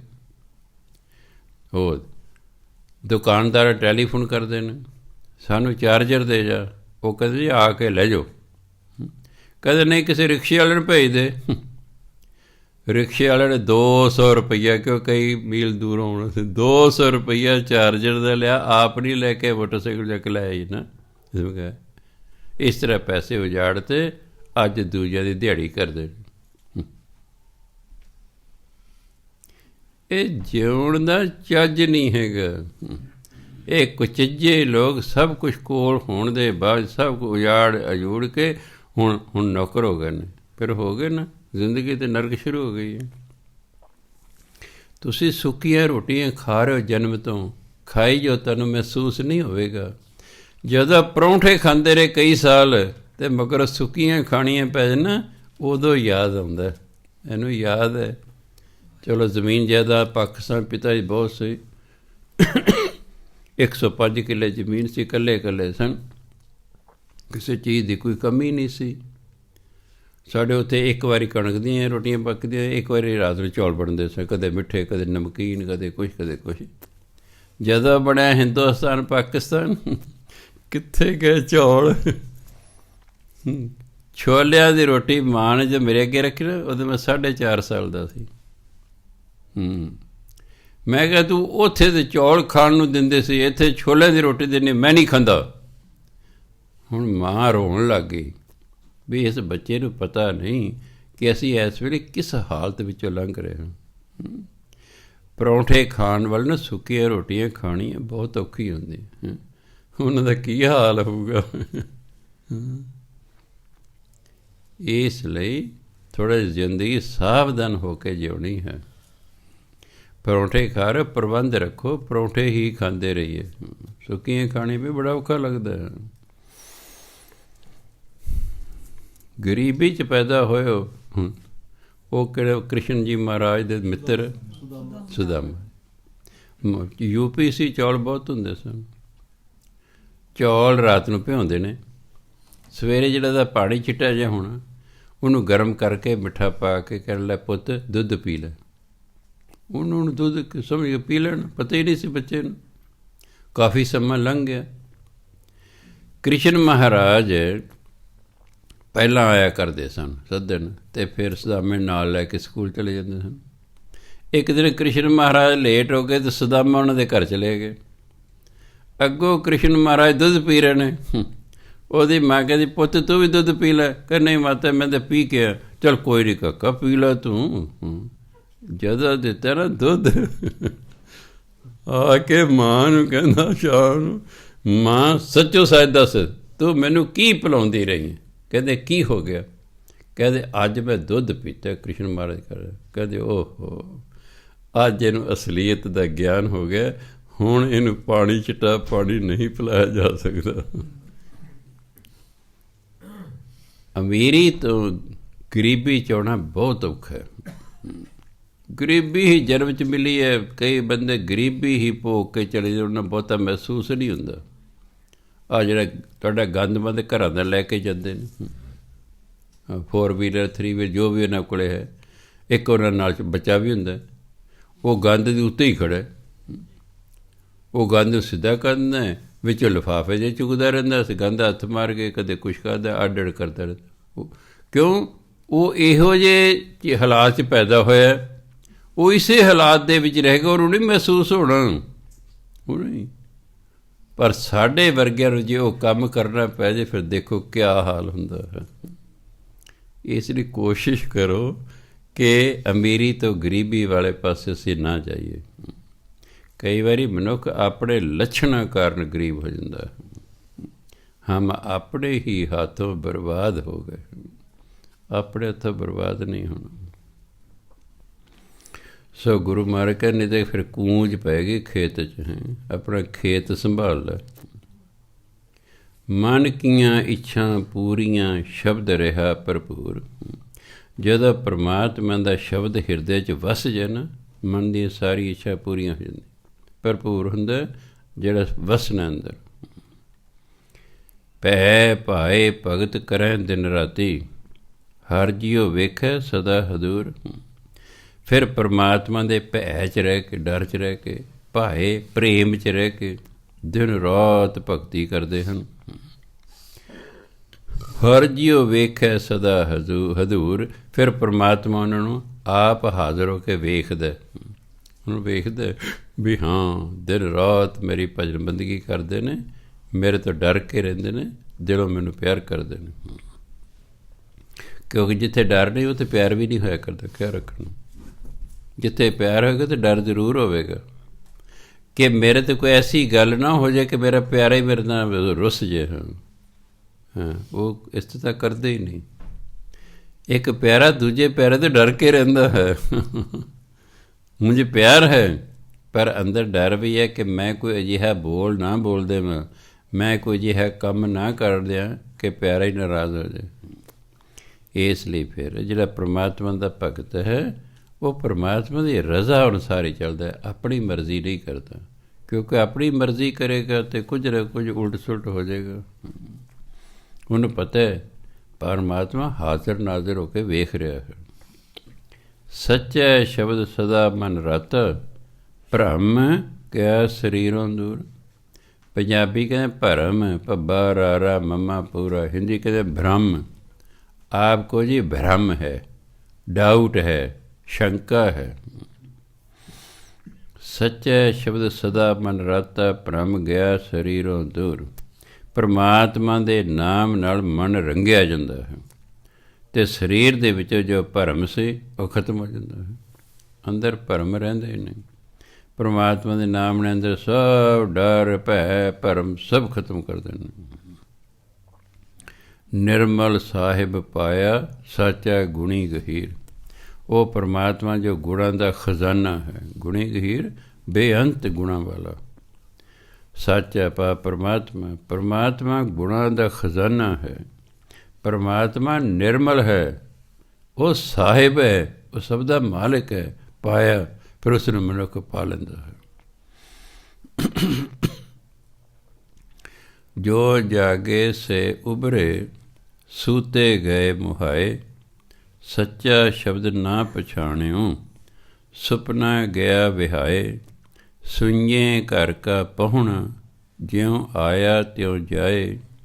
ਮਨਮੁਖ ਜਨਮ ਬਿਰਥਾ ਗਿਆ, ਕਿਆ ਮੂੰਹ ਦੇਸੀ ਜਾਏ। ਜੋ ਜਾਗੇ ਸੇ ਉਭਰੇ, ਜਿਹੜੇ ਜਾਗਦੇ ਨੇ, ਸੁਚੇਤ ਰਹਿੰਦੇ ਨੇ ਜੀਵਨ ਉਦੇਸ਼ ਪ੍ਰਤੀ, ਉਹ ਬਚ ਜਾਂਦੇ ਨੇ, ਉਹ ਬਚ ਜਾਂਦੇ ਨੇ। ਉਹ ਇਹਨਾਂ ਕਾਮ, ਕ੍ਰੋਧ, ਲੋਭ, ਮੋਹ, ਹੰਕਾਰ ਦੇ ਹੱਲਿਆਂ ਤੋਂ ਬਚ ਜਾਂਦੇ ਨੇ। ਜਿਹੜੇ ਰਹੇ ਸੁੱਤੇ, ਜਿਹੜੇ ਰਹੇ ਅਗਿਆਨੀ, ਗਏ ਮੁਹਾਏ, ਉੱਠ ਗਏ ਜਾਂਦੇ ਨੇ। ਉਹਨਾਂ ਨੂੰ ਮਾਇਆ ਠੱਗਣੀ ਹੈ, ਠੱਗ ਲੈਂਦੀ ਹੈ। ਕਾਮ, ਕ੍ਰੋਧ, ਲੋਭ, ਮੋਹ, ਹੰਕਾਰ ਨੂੰ ਠੱਗ ਲੈਂਦੇ ਨੇ। ਸੱਚਾ ਸ਼ਬਦ ਨਾ ਪਛਾਣਿਓ। ਜਿਹੜੇ ਸੁੱਤੇ ਰਹੇ ਉਹਨਾਂ ਨੂੰ ਪਰਮਾਤਮਾ ਦੇ ਨਾਮ ਦੀ ਪਹਿਚਾਣ ਹੀ ਨਹੀਂ ਆਈ।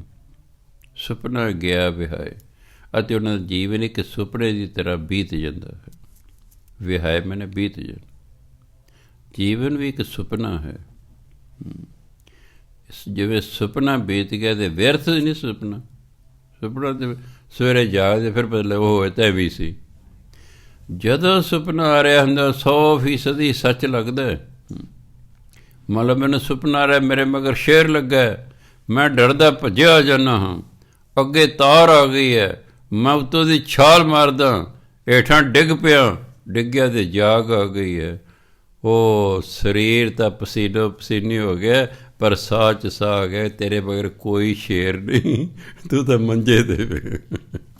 ਪਰ ਉਦੋਂ ਸੱਚ ਲੱਗ ਰਿਹਾ ਹੁੰਦਾ, ਉਦੋਂ ਸੱਚ ਲੱਗ ਰਿਹਾ ਹੁੰਦਾ, ਪਰ ਸੁਪਨਾ ਸੁਪਨਾ ਹੀ ਹੁੰਦਾ। ਇਸ ਲਈ ਜੀਵਨ ਸੁਪਨੇ ਦੀ ਤਰ੍ਹਾਂ ਬੀਤ ਜਾਂਦਾ ਹੈ। ਸੁਈਏ ਘਰ ਕਾ ਪਹੁਣਾ, ਜਿਉਂ ਆਇਆ ਤਿਉਂ ਜਾਏ। ਪਹੁਣਾ ਮੈਨੇ ਪ੍ਰਾਹੁਣਾ। ਸੁਈਏ ਘਰ, ਜਿਸ ਘਰ 'ਚ ਕੋਈ ਨਹੀਂ ਵਸਦਾ, ਜਿਹਨੂੰ ਕਹਿੰਦੇ ਸੁੰਨਾ ਘਰ ਹੈ ਜੀ। ਉਹ ਤਾਂ ਹੈ ਜਿਵੇਂ ਸੁੰਨੇ ਘਰ ਦੇ ਸੁਈਏ ਘਰ 'ਚ ਪ੍ਰਾਹੁਣਾ ਆਵੇ, ਜਿਵੇਂ ਆਏ ਉਵੇਂ ਮੁੜ ਜਾਂਦਾ, ਕਿਉਂ ਅੱਗੇ ਤਾਂ ਕੋਈ ਰਹਿੰਦਾ ਹੀ ਨਹੀਂ ਉੱਥੇ, ਉਹ ਉਸੇ ਤਰ੍ਹਾਂ ਮੁੜ ਜਾਂਦਾ। ਮਨਮੁਖ ਜਨਮ ਬਿਰਥਾ ਗਿਆ, ਕਿਆ ਮੂੰਹ ਦੇਸੀ ਜਾਏ। ਮਨਮੁਖ ਹੈ, ਉਹਦਾ ਜਨਮ ਤੇ ਵਿਅਰਥ ਚਲਿਆ ਗਿਆ, ਕਿਉਂਕਿ ਜਿਸ ਕੰਮ ਨੂੰ ਆਇਆ ਸੋ ਕੀਤੇ ਹੀ ਨਹੀਂ। ਕੰਮ ਐਸੇ ਨਾਮ ਜਪਣ, ਉਹ ਕੀਤੇ ਹੀ ਨਹੀਂ, ਇਸ ਲਈ ਵਿਅਰਥ ਚਲੇ ਗਏ। ਕਿਆ ਮੂੰਹ ਦੇਸੀ ਜਾਏ, ਉਹ ਅੱਗੇ ਜਾ ਕੇ ਕੀ ਮੂੰਹ ਵਿਖਾਏਗਾ। ਉਹ ਕਿਹੜੇ ਮੂੰਹ ਨਾਲ ਪਰਮਾਤਮਾ ਦਰ 'ਤੇ ਜਾਏਗਾ। ਸਭ ਕੁਛ ਆਪੇ ਆਪ ਹੈ, ਹਉਮੈ ਵਿੱਚ ਕਹਿਣ ਨਾ ਜਾਏ। ਸਭ ਕੁਝ ਪਰਮਾਤਮਾ ਆਪ ਹੀ ਹੈ, ਪਰ ਹਉਮੈ 'ਚ ਇਹ ਗੱਲ ਕਹੀ ਨਹੀਂ ਹੁੰਦੀ ਕਿ ਸਭ ਕੁਝ ਪਰਮਾਤਮਾ ਕਰਨ ਕਰਾਉਣ ਵਾਲਾ ਜੀ, ਸਭ ਕੁਛ ਉਹਦੇ ਹੱਥ ਵਿੱਚ ਹੈ ਜੀ, ਪ੍ਰਭ ਡੋਰੀ ਹੱਥ ਤੁਮਾਰੇ ਜੀ। ਹਉਮੈ 'ਚ ਆਇਆ ਬੰਦਾ ਇਹ ਗੱਲ ਹੀ ਨਹੀਂ ਕਹਿੰਦਾ, ਕਿਉਂਕਿ ਹਉਮੈ ਨੂੰ ਕਹੀ ਨਹੀਂ ਦਿੰਦੀ। ਗੁਰ ਕੈ ਸ਼ਬਦ ਪਛਾਣੀਏ, ਦੁੱਖ ਹਉਮੈ ਵਿੱਚੋਂ ਜਾਏ। ਪਰ ਗੁਰੂ ਦੇ ਸ਼ਬਦ ਰਾਹੀਂ ਇਸ ਫਿਰ ਨਾਮ ਦੀ ਮਹਿਮਾ ਦਾ ਪਤਾ ਲੱਗਦਾ। ਫਿਰ ਹਉਮੈ ਦਾ ਜਿਹੜਾ ਦੁੱਖ ਹੈ ਉਹ ਅੰਦਰੋਂ ਖਤਮ ਹੋ ਜਾਂਦਾ। ਸਤਿਗੁਰ ਸੇਵਨ ਆਪਣਾ, ਹੂੰ ਤਿਨ ਕੈ ਲਾਗੂ ਪਾਏ। ਪਾਏ ਫਾਰਸੀ ਦਾ ਸ਼ਬਦ ਹੈ, ਪਾਏ ਹਿੰਦੀ ਦਾ ਸ਼ਬਦ ਹੈ। ਦੋਨਾਂ ਦਾ ਅਰਥ ਪੈਰ ਹੈ।